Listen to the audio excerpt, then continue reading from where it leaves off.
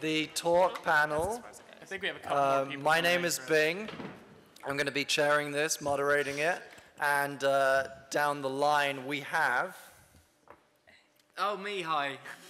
I'm Jazza. I am stupid enough to decide that we should do something in the city, and then 6 years later we're here, and I also have a channel called rhymingwithoranges, and I talk on talk sometimes. And I'll probably have to run off in a minute, but hello. Hi guys, I'm Mandy. I have a channel called Mandy. It's relatively simple to remember. I helped with talk in its early days, and I've been in a couple of the videos, so that's nice. Hello, I'm Ali. I have a channel that I recently rebranded to Ali Jards, Jards with a Z, because apparently it's 1999. Yeah. This is the reversion. And then, yeah, so it's like talking about things that I like, and so I can talk quite well. Awesome. I'm Matt Hogan. You've probably seen me as the crazy American on Talk that just yells about guns. And I also am in charge of the new rebranding that we're doing. Most of you that came in, you got a new Talk sticker with the new logo. And I also own RTP, which we'll talk more about that in a minute. Hi, I'm Matthew Amos. I was with Talk in the earlier days, and hopefully with the new rebranded stuff. Oh, totally. I'm not a... No, that wasn't sarcasm. You dick. Yeah, I'm not a YouTuber per se, but I help a lot of YouTubers actually make their videos, and so that's my sort of area on the tubes. Cool. So these are the guys that we have on the panel. The panel itself is going to be, we got an hour here, just about. Yeah. And we are going to be splitting it roughly into 3 sections. First, I'm going to tell you a bit about the channel and what it does, and Matt's going to talk about where it's going. Then we're going to talk, I have a few questions I'd like to ask the guys based on some of the topics that we have talked about. Guys is just neutral. And then the third section, we're going to be talking just generally about discussion on YouTube, the importance of it, how you go about it, and we're going to be opening up questions from you guys. They can be on that, they can be on any of the topics that we've talked about. Just kind of becomes a bit of a free-for-all towards the end, because that's what it's about engaging discussion. So Talk was a channel that I wanted to make for a very long time. I pitched my idea to the guys at YouTube, and they liked the idea, and they gave me the short channel name, which is just the best. And the idea is to engage with you guys, which clearly I think we're doing. This is always it's always amazing to see a nice turnout to these things. The idea was to fill a void that I saw, a gap in what was being put out on YouTube, which is education and discussion. And there are a lot of cool people trying to make roads into that, and I wanted to be one of them. I wanted to get these fantastic people who are good at talking to camera, but curate them in a more organized way and put together playlists of videos where I invite good speakers who are passionate about subjects to talk about those subjects and to discuss with other passionate speakers, but to do it in a public way and put it up on Talk. So that's the idea, and the basic running of it is that I get in touch with people that I like and respect, and I say, hey, what kind of topic would you like to talk about? We go back and forth. We find a topic that we're all interested in, or that several people I know are interested in, and we can put together a playlist. That playlist goes out over the course of a week or 2 weeks. But not only that, it stays on the channel, and the channel over time can be added to. Playlists can be updated with new speakers who have new ways of looking at things, and slowly we'll build up this big catalog of interesting 2-3 minute talks from interesting people about interesting stuff. And over the next 6 months or so, we're going to be, I'm going to be working with Matt, who I founded a company called Reboot the People with, and we're going to be kind of taking that under our wing and trying to develop just trying to make it the best it can be and take it to that next level where it really kind of is becoming what I pictured all along. Right. And basically what we're doing with that is Reboot the People, or RTP for short, is a parent company to brands such as Rocket Tent, Wheezy Soup, and a couple secret brands that we're working on because we love secret projects. And basically what we've decided to do is, because those brands bring in some revenue and we want to pay our talkers because they're taking the time out of their day to make the video for you guys to engage with, we want to pay them to help make the videos. Along with paying editors to come in and keep the thumbnails looking fresh, keep the banners looking fresh, and also bringing in our web development team to build a platform where you guys can go back and forth on its own website, upload your video responses for us to include in more detailed endings or whatever, and it's really just kind of bringing the brand together and finding a new way to fund it. And that being said, we also do hope, and thank you for if you support us on subbable.com/talk, because every dime helps in getting this out there, because we don't make the revenue. Yeah, every penny helps. Well, actually, our Subbable's an American site, so and it's all been. But it really does help us to be able to create more content and to be able to pay the graphic designers to come in and redesign new talk logos and to design new and cool things for you guys to be able to engage with us. Yeah, cool. So that's what we're doing with Talk. We're building it towards this huge repository of stuff that hopefully is of interest to you and hopefully broadens everyone's horizons and that everyone can get in touch with and get involved with themselves. We've done, all the people on this panel have appeared on the channel so far, talking on different subjects. So I wanted to revisit some of those things because it's always interesting to continue that discussion. So the first one I wanted to do was the importance of university. We have a couple people here who talked on that. Mandy, you were on it, right? Yeah. And Matt at the end. Yep. And you. Yeah, two double Matts. Matt. Oh, yeah, you were. So I did a response as well. yes, you did. Okay, so we all have. Full house. I think. Sorry, Ali. I think in the last. I feel think very this left out. year, university and the idea of its value, its place in someone's life, was the biggest. That spurred the biggest conversation in the comments, and I wanted to just kind of come back to this. Could we just go down the line very briefly and summarize how everyone kind of felt about the importance of university? The question was, is it worth going to university? I'd just like to get everyone's opinions that they'd given on the channel. I am a graduate of an undergraduate BA degree. I did languages. And then I went on to do a master's and dropped out halfway through. So I think that you should go to university for the right reasons and for the right topics and for the right things. I don't think you should go to university to study McDonald's studies, which is actually something the University of Exeter offers. Is that a real? Yeah, it's actually real. Oh. It's a management sciences course. That's Apparently, okay. it's actually quite good for somebody who wants to go directly into a management position in McDonald's. But do they call it McDonald's studies? Yes, McDonald's management. Because it's That's- sponsored by McDonald's. Oh, okay. I think it's all right. I mean, that's just do okay. management. They're an institution like True, but the I love how army, this is and the the army first pays for discussion. university, right? But no, I am very pro. I like the establishment. I very much am an academic. I love doing citations and essays and things like that. But I appreciate that it is not for everybody. Mandy? My opinions, they actually change very regularly on this subject, but have the core of like, you should definitely go for the right reasons. And if you don't have them, do not go. Because I went to Plymouth and studied psychology, and I now work as an editor and presenter. So I think that's quite far away from the subject. But, even though I was very enriched by university by living away from home and all that, that's the part I really took away from it. It was the life experience more than the education, which is unfortunate. So if I could go back and do it again, I would honestly go back to university, but I would do it in something I was more focused in.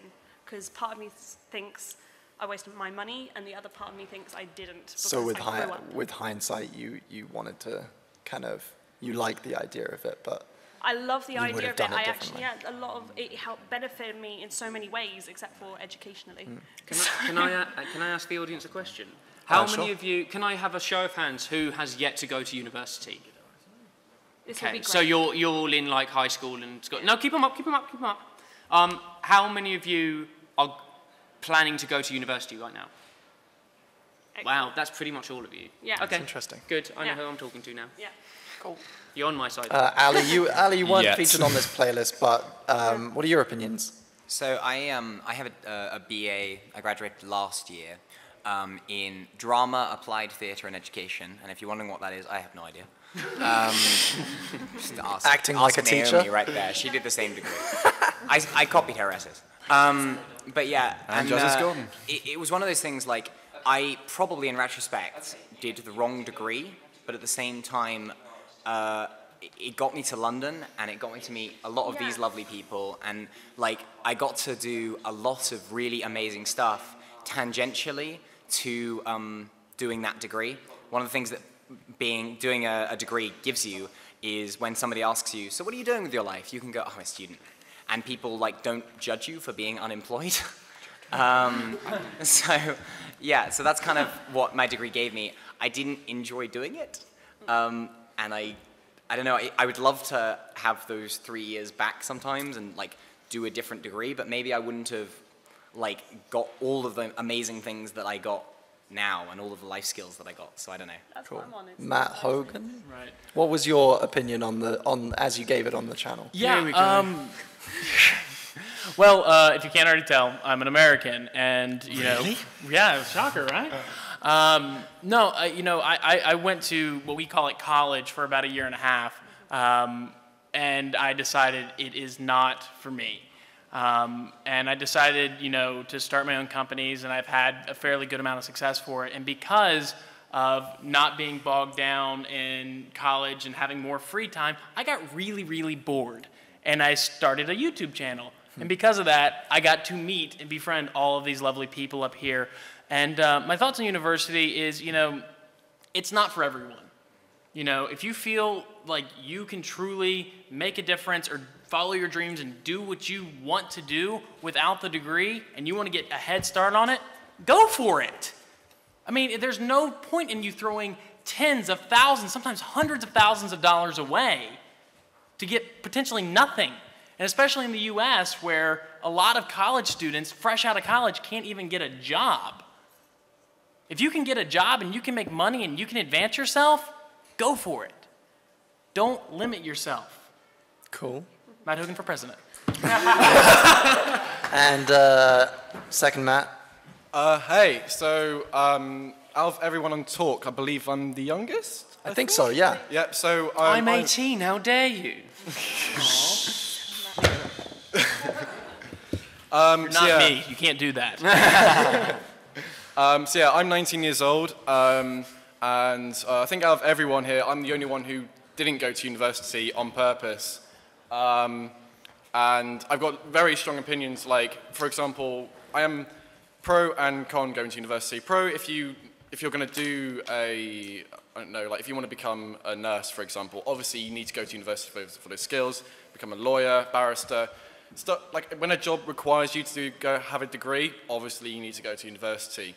But I left college and I wanted to just go straight into the media. And what university sort of advertised for me is that every year I would have, like, as you said, like tens of thousands of pounds of debt, be studying one thing for 3 years, and at the end of it, you'll think you're a filmmaker, whereas actually there's quite a lot of media which hasn't actually been shown to you. And I think that's something that we've seen more of a trend for, especially with like Google and YouTube employees in the US. I really, truly don't know about here. But they're not requiring some people to have university and college degrees. They're just looking for smart, dedicated, and hardworking people.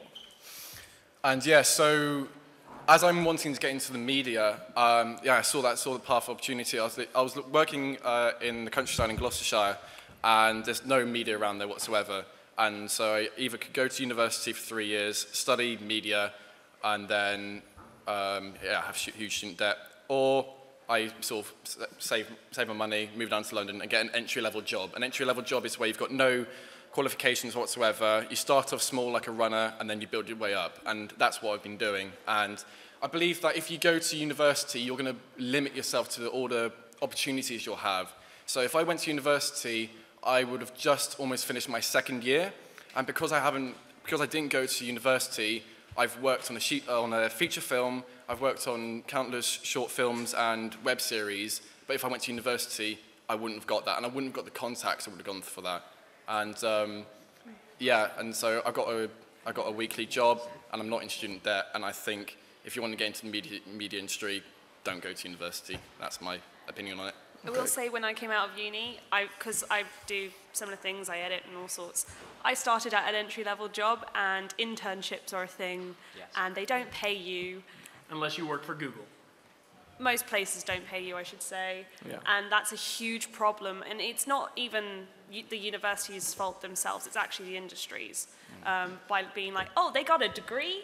Yeah, let's make them work for free, because they have to now live with their parents. The problem with that, though, is that when someone finishes, and I've seen this hands-on, when someone finishes a media degree, like if say, for example, you're studying to become a filmmaker and you've made films at university, when you get your degree, people think, oh, I'm a filmmaker because I've got a degree, which is not the case, because there's so much of the media industry you haven't learnt. And so when people as you say, entry-level jobs, they're entry-level for a reason, because obviously you don't know everything that goes on. That's how I got an entry-level job, because I didn't know everything, and that's probably why you've got one as well. Not anymore. Well, no, but I'm saying I'm a clear example of that. It was when I came out of university. I'm actually working on a project, and in this project, it has the title, I spent £24,000 to get a job in a bar. Because I spent the first 2 years out of university working in a bar, because it was physically the only place I could get work, and I had I've now got 5 years of experience in what I want to do.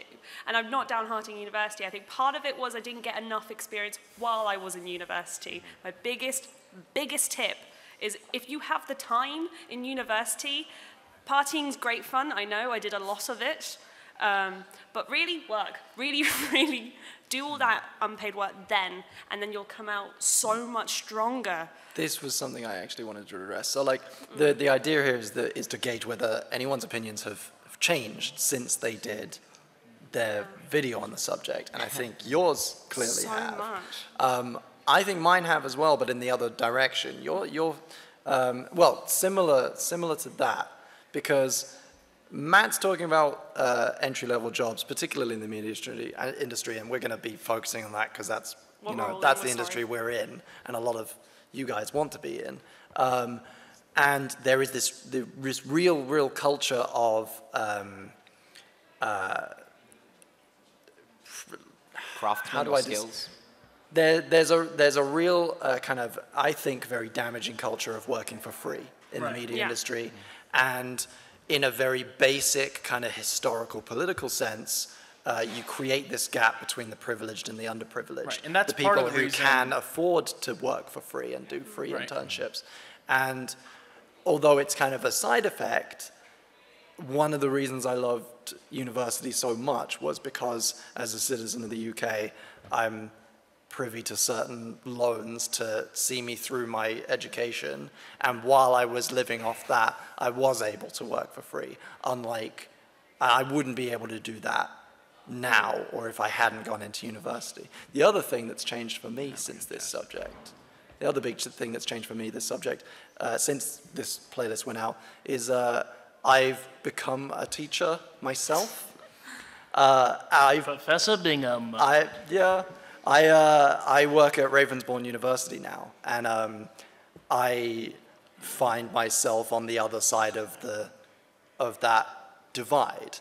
And as a teacher, I am once again becoming more enamored with education as this fantastic testing ground and proving ground for you to really experiment. And on the other side, it's just if you go to university and you talk to your lecturers, a lot of them will tell you that it's just the same for them, that they're like students as well in the same field. And it's that's changed that's bolstered my positivity about it, and I still advise university. How many years does it take you to get a bachelor's degree here in the UK? 3 years. For media, it varies from subject to subject. For media production, which is what I did, it was a 3-year course. Okay. And like, what is some of the process? Because like in the U.S., to get a BA, you have to have, or a BS degree, well, Bachelor of Science, not a bullshit degree. But to get, which I mean, it is still a bullshit degree. I have a BS. Wait a minute, just for a show of Science. hands, who's wanting to study media at university? Because we could talk about it for AJ. Yeah, And then- one. Let's not cool. go on about it. Okay. Right. Yeah. So like in the U.S., to get your bachelor's degree, it usually takes about 4 years, and the first 2 years are considered your general studies, where it's courses like your arts and your social studies and your sciences. And if I'm getting a degree in marketing, I don't care about earth science.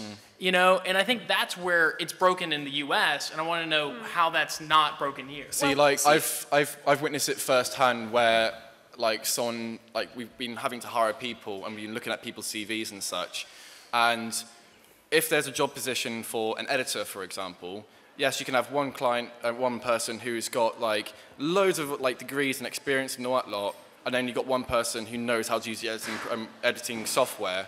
Obviously, you're going to go for that person, regardless of degrees, because when you're hiring someone, you don't want to learn they're really good at telling how to do mise-en-scene and they lit this piece beautifully. It's like, no, if they can do the job at hand perfectly, that's the person who you want to do. That's completely opposite to what we have in the U.S., where they just you have to have a stupid degree to do a very simple job. I remember seeing an ad that you have to have a college degree to be a used car salesman before. And that's ridiculous. Yeah. I find just experience. Matt, the thing I disagree with you on quickly. Which Matt? This Matt. Hogan, the American. Is one thing, as someone who went to university for probably the wrong thing, I'm really jealous of the general classes that because I'm quite an all-rounder, and I wish that I'd had a year of being able to take little pieces of everything and learn a lot and meet a lot of different people, because I feel like now working, I get to do that a lot more, and I get to work with a lot of different departments, and I get to collaborate a lot more with a lot of different people, and I just want to finish this off really quickly.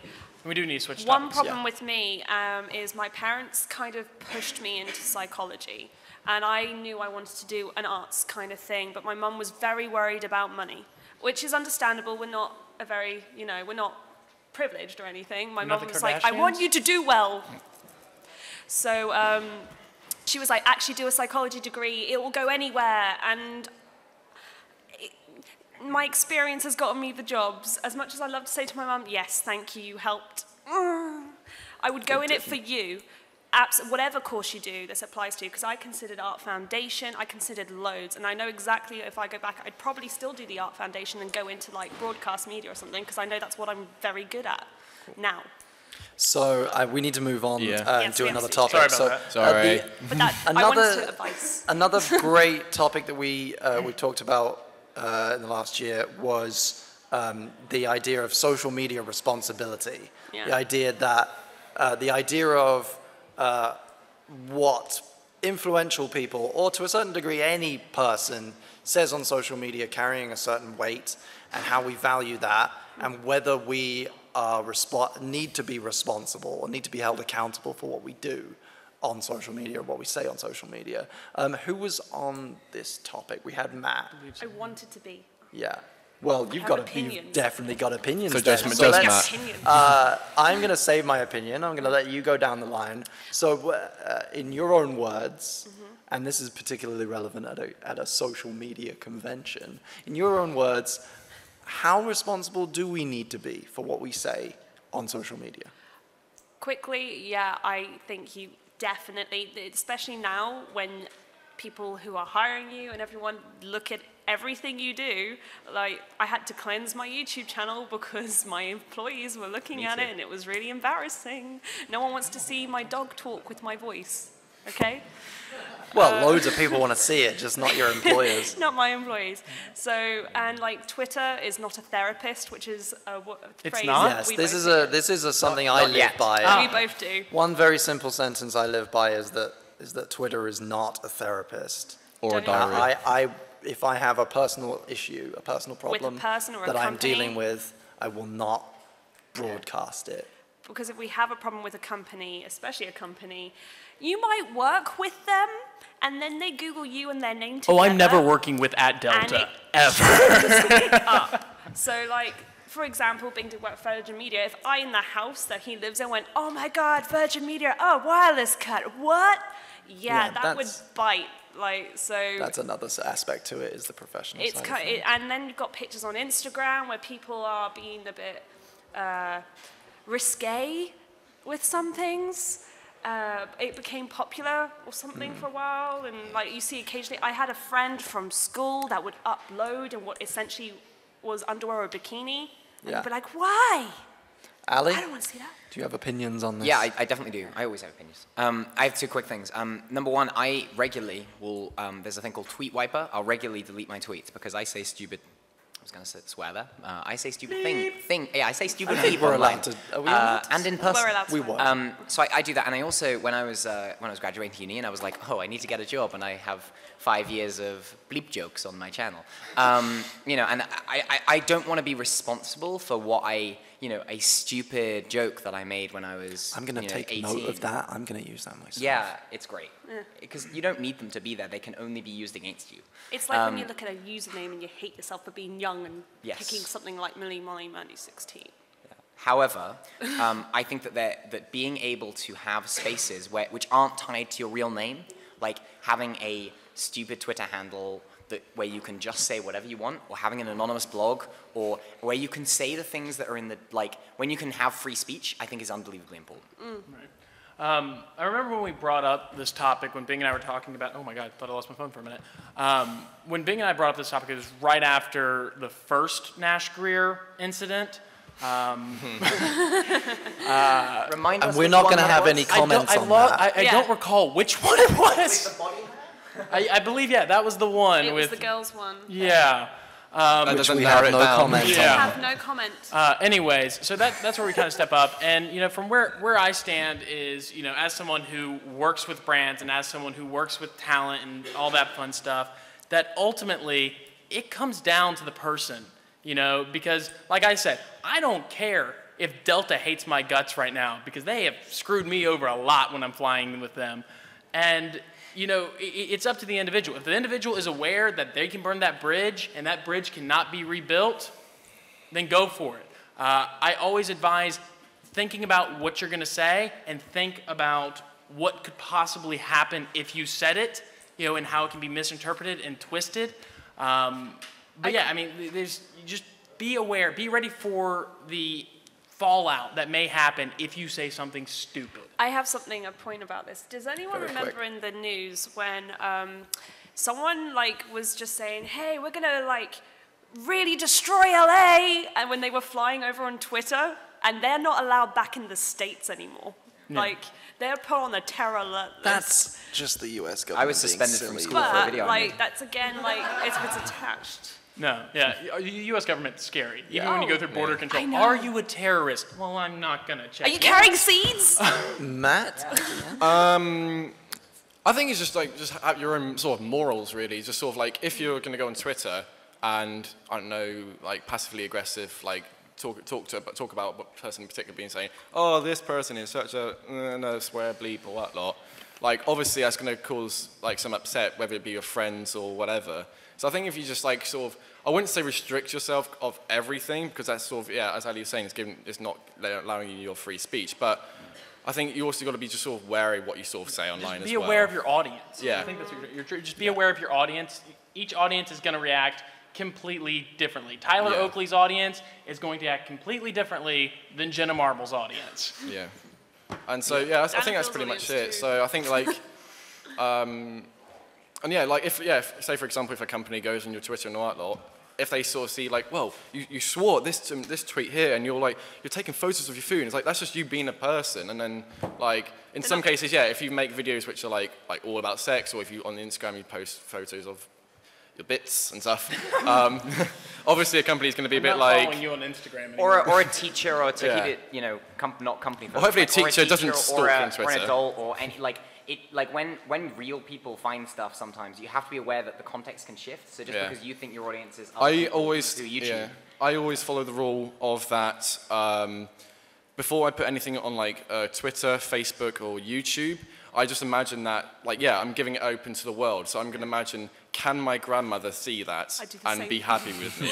No, because she can't work Twitter. That's a good example. But that's what I imagine, like it's open really to the world and filter, stuff. because my mother used to do that and go on my Twitter, and then she'd join in conversations. Yeah.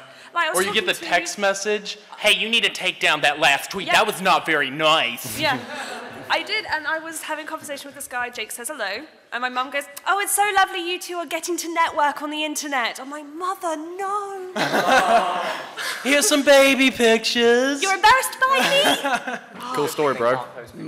I think my opinion on this subject, since doing it, has pretty much remained the same, and it comes from a place where, it comes from a position of having quite a few followers and knowing a lot of people who have a lot of followers, and a lot of young followers particularly. You want to do right by them. And I feel very, very strongly that you have a responsibility to the people that are following you and are listening to you, and in the most extreme case, see you as a role model, which you cannot control, but what you can be in control of is what you say to them and what you put in their heads and on their phones. Because those people are reading you, and they probably share your values and will echo them. And I approach everything that I tweet or Facebook, at least in the last few years, I was young when I started this, but I now approach everything with that in mind. We're gonna move on. Take some questions. Yeah, I would like to ask you guys one very broad question and then open up. So be thinking of questions. They can be on subjects that we've done on the channel. If you watch the channel, they can be on the idea of about the channel itself, about YouTube in general, and they can be about, we encourage questions about education and opinion and discussion on YouTube. Social media. So, Hard questions are good. Make to us that disagree. end, my question to everyone along the line is, where do you see the future of discussion in online video? Ooh. How do you see that progressing? I think what we're doing right now with RTP and what we're trying to do with Talk is to create a central hub. So, you know, if someone wants to say something, then it kind of gets thrown in there and everyone else can see it. Kind of like a Reddit. You know, I love Reddit for the fact that it kind of tracks everything. So do you see it being a bit like, for instance, Sorted Foods website? Yeah, a little bit like Sorted where Foods website. It's a searchable database of things that you can definitely interact something with. like that, but also kind of like an email chain as well. So you can tell like who's been brought in, when they were brought in, what they said, when they said it. That's where I think it comes in. Kind of more to the channel, but I think with the use of, say, Tumblr and just debate in general becoming so prevalent, like, if you even go on Tumblr, you can see people discussing things and being so, people want to be active about what they believe in these days, and you couldn't do that even 20 years ago. It's happened in my lifetime, which is incredible, and I think it'll only become more prevalent over video, because you're hearing more people, even like the YouTube culture debate that's been going on with everyone. Has everyone seen at least one video, whether it's Louise?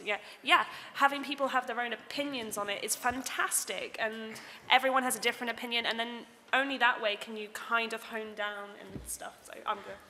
So the thing that I kind of disagree. I worry for the future of discussion on the internet, because one thing that we've seen, and we've seen it with Facebook, to a certain extent with major search engines, like your results are starting to become more and more tailored for you and for your politics, your pre-existing beliefs, how you feel about, there is no such thing as standard internet search results anymore.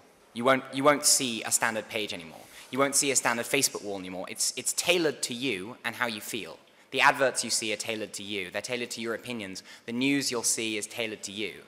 So I worry sometimes. very good point. So I worry sometimes that we're not going to end up in a utopian society where we see a lot of different opinions, and we're going to see related videos that kind of agree with us. And if we're angry about women's rights, we'll see a lot of that. And if we think that the KKK are right, we'll see a lot of that. I found loads of things like, okay, some videos are not tailored to me at all, but like I will watch. Right. I completely agree with Ali and what he's saying. I mean, like talking like YouTube retrospect, YouTube have obviously taken away the facts of that you can make a video response, and obviously they completely screwed it over with Google Plus integration. Which we're bringing that back for Just Talk, just so you know. And like from that, it just really limits the discussion, and it really, in talking like YouTube sense, it's really down to now to the creator to step up to keep that discussion there, because obviously you can't just have like a community and a discussion built from nothing. Obviously the creator's going to be saying like, hey, I'll be talking in the comments for the next hour or so, or like I'm going to do a live Q&A session on YouTube, and it's really down to the creator now, which obviously is like more work for the creator, but it's sort of something they if they want the discussion to be there, that's what they need to do themselves. Creators are becoming more Right. vocal, though. Sorry? Creators are becoming more vocal, whether it's anything from gay rights or even as something like YouTube culture. We are more That's vocal. what I'm saying. That's what I'm saying. It's but going into. As Ali was saying, like even in those potentially, ostensibly very positive areas, we are creating little echo chambers. Right. Like, I mean, you what will I'm trying to follow a say- certain number of Tumblr blogs who all share your opinion, and you will just be reblogging things that you agree with. Exactly. That You fall other into people that this agree loop. with it will see, and you're not actually affecting anything. You're not affecting change. You're just. And who are scared to criticize brands. That's the other thing that you have to worry about. We're talking about Matt criticizing Delta. Like, I hate them. yeah. They're evil. And that makes us all go, ooh, can you say that? What if, Yeah. what if they Is want he to give you allowed? money? Yeah. And that, so That's so true. there's a speech thing there. No, to Ali's point, though, about, the stuff becoming more and more tailored to it, you get into Jazz is this... back. You get into this... all right. And that's the end of the panel, guys. No, you get into this vicious cycle, like we have Fox News, unfortunately, and news. And people that watch Fox News only listen to what Fox News has to say, or only listen to what CNN has to say, and you get used to it, so their opinions become your opinions, and you don't want to talk it with anyone else that disagrees with you. Cool. Cool. So I think we need we're to going to move to open up some questions. I think we need to move along a bit. So if we have some questions from the audience. Hi guys. Now you have just brought it up just recently, and You made a video response, didn't you? not really. Not I looks feel like like a you guy. have. Sorry. well, maybe I have, maybe I haven't, but maybe delete buttons exist. I don't know. Can you just move the mic a little bit further back? We can't really hear that well. Just Like, yell. yeah. Hello. There we go. Hello. Cool. You brought it up just now about video responses. I was going to ask how you feel the now absence of video responses has affected the quality of discussions Things like on YouTube, but also So- if they could bring it back, would you like it if how would you like it if video responses showed up? Is "showed" a word? Showed up in the comments instead of on a separate page. they used to. So Okay. video responses were really useful. They were like when we started out, they were integral to the way that we operated. We said, "Hey, we're doing this. We're talking about this thing. If And you we want to get still involved." encourage people to do it. Just We- tweet it at us Or when you make we've it. had to adapt to that, and I think it is a frustrating move from the site to change that. But I understand. I mean, I understand What for was really business annoying reasons was why the they fact did that it. they said that it was a little used function, and it was like one of the But that's main the ways point. that I communicated with my audience. Yeah, it was little used, which means it's niche, and that's what we are. We're fighting for the niche who want to discuss. And I mean, it's still possible you can link to videos in comments, and I would be happy if they brought it back. I think maybe they would have product problems with the videos being viewable in comments, but that's a nice idea. And what part of what we're trying to do, kind of taking a step back and trying to figure out how we can do it the best it can be, is building a site that makes up for that lack of video responses and creating our own system that no one's going to tamper with. Awesome. Let's jump to the next one. Yeah. Sorry. Yeah. Sorry, we're going to try and be quick with these. Yeah. Hi. Speaking about YouTube in general, particularly see a lot of sort of the gay community being promoted through YouTube. But why do you think we don't see much about, say, transgender community or even, say, racial or sexual matters? Why are they not promoted in sketches or even in vlogs? Did you, can you see repeat the that LGBTQ plus panel yesterday? I'm very sorry about that. don't know. Be quicker next time. So we had an amazing, it'll be online, youtube.com/somewhereinthecity, and you'll be able to watch the LGBTQ plus panel. We did talk about the fact that there is a lot of underrepresentation and a lack of information for sexual, there's like the big gay clique, especially in the USA, but when you think about out British gay YouTubers, there's about 3 of us, and that's a little bit depressing. They are there. They are there, but there are a lot of people who choose not to divulge their sexuality. Hiding in plain sight. Okay. Who choose not who choose not to divulge their sexuality to their audiences. I have mixed feelings about that, but that's their decision. That's their prerogative. That's their right. Yeah. But in terms of transgendered representation, we have a couple of really good channels. Alex Bertie is one of them. He was also sitting on Gender earlier today, who is a transgendered man, female to male. There is a community there. You just have to dig really hard to find it. Because in the UK we have a very It will only get bigger. tight ecosystem. It will only get bigger and more progressive as everything shifts and changes. Like I even think television has done it. traditionally, I think the reasons are the same. The reasons for underrepresentation don't necessarily lie in YouTube or online video as a medium. They are traceable back to far wider cultural things that we have no control over. But we are seeing, through this empowerment, we're seeing more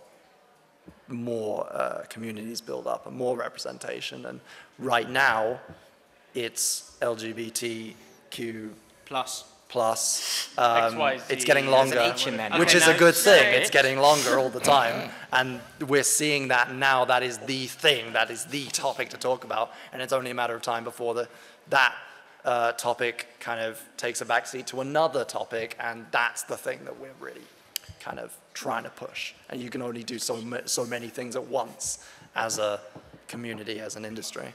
All right, next question. Sorry, we got like 5 minutes. Yeah. We're changing over to those guys in the orange, right? Or are you just hiding there? What are they doing? Because YouTube is getting massive and bigger and bigger. Can you speak up a little bit, please? Okay. Yeah. Do you know that YouTube is getting massive and bigger and bigger? Do you think that the community involvement become smaller? I'm sorry, I have no idea what you're saying. No. We can't hear. Yell, boy, yell. Are you asking? Because YouTube is getting massive and bigger, do you think the community involvement become less, like on smaller? So the question was, as YouTube is getting bigger and bigger, the community is getting smaller. Is going to decrease as the industry. Mandy would like to answer. I have. I've been like, I have opinions. Shut up, Mandy. Let us talk. I've been trying to phrase this in a video and I haven't done it successfully yet, but it should be up soon. Because again, the YouTube culture debate, blah, blah, blah, blah, blah. And my personal thing, and this is going to be very controversial for some city, sorry, is it's okay, I'll kill you later. there is not one big community anymore, as there was when we first started. It's just a fact, and you can tell that by the amount of people queuing for certain people and then going away. There are cliques which have their own communities, which is still great. YouTube's... Oh, no, I'm just thinking of specific people. YouTube's always been a bit of a high school, and now more than ever. I mean, it's, you know, you're part of this group, you're part of this group. I'm a nerd fighter. You know, that's... Die. You know, like, you're going to have those subdivisions, and people are going to, you know, identify with groups that they feel they connect with. And that's great. I'm not dismissing that. It's just evolved rapidly from, like, say, 300 people in a field that all knew each other. That's a community. That's someone that knows everyone. It is a clique now. It's a series of cliques, and there's nothing wrong with that. It's just how it's grown. So would you say that the size, the growth of YouTube is not necessarily killing community, but just I think it's making just a more population, it's just Yeah. creating possibilities for new Because, communities. Yeah. And the challenge for a small channel that wants to be in with the community. I think, yeah, I think maybe not to approach YouTube as one thing, not to consider it one thing, but The to thing is consider that what it you can be wanna- very easy to view the community as those who have got it and those who have not. But It's not there's a true. huge spectrum of everything in between. Yeah. The reason that we all know each other is because we started at about the same time, and we all started with 1 subscriber, and we grew at about the same rate. We're Your old. community, you're creating that right now by coming to somewhere in the city and socializing with people who share the same interests as you. And so it's up to you guys to be able to continue on this, because we're going to be bloody old soon. Yeah. Apart from Matt. We already The are. other Matt. Yeah, We're but all actually secretly So, 40. but like- Plastic we can- surgeon. Yeah, just quickly, for the smaller YouTuber, I won't lie, it's slightly harder now just because there is so many more people now. It's just a question of population more than anything. But if you find, like, if you have that group that is willing to support you, I think... Okay, so You're Matt, not Matt, supposed your opinion, because we're running out of time. Sorry. What? Is your opinion now? No? No, we've had Oh, cool. Thank you very much for coming. I'm really sorry. We're going to be cutting into the next panel. Okay, cool. I'm so sorry. We have to Yeah. cut it off here. So apologies Mandy. if your questions didn't get answered. We're all around for the rest of the day. I Yeah, have we'll be hanging wristbands out upstairs. right out here. Help me live! We are, guys. Continue the discussion on Twitter / At Talk Talk Fans. At Talk Fans. Yeah. Guys. And if you have Yeah. any individual questions, please feel free to follow us Yeah. and tweet at us. Bing and I will be on the merch stand for a bit, won't we? Yeah. Yeah. I'll be out here for a bit, so feel free to come and talk and tell me I'm an idiot and Really guns nice are to meet you. stupid or whatever. Roll Tide.